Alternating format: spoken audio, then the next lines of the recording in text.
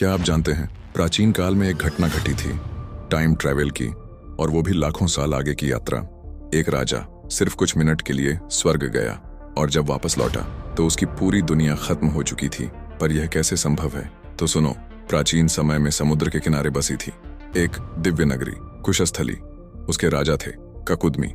वे शक्तिशाली थे, बुद्धिमान थे, लेकिन एक चिंता उन्हें अंदर ही अंदर खा रही थी, उनकी बेटी रेवती की।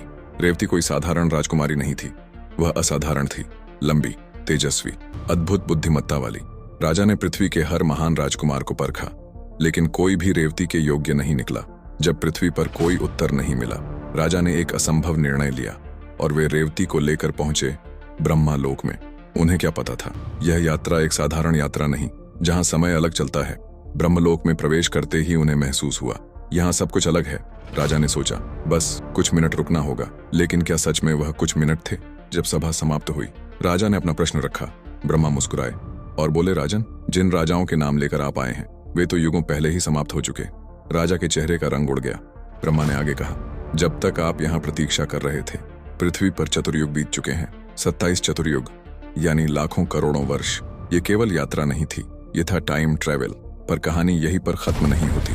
राजा तुरंत पृथ्वी पर लौटे, लेकिन यह उनकी पृथ्वी नहीं थी।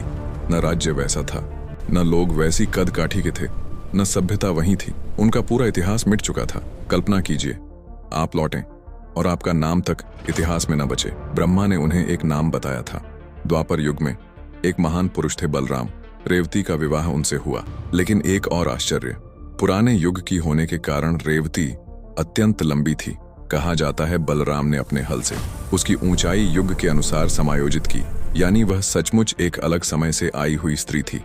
आज विज्ञान कहता है, अगर आप प्रकाश की गति के पास यात्रा करें या अत्यधिक गुरुत्वाकर्षण क्षेत्र में जाएं, तो समय की गति बदल सकती है। तो क्या यह कथा प्राचीन टाइम ट्रैवल की एक रूपक व्याख्या है?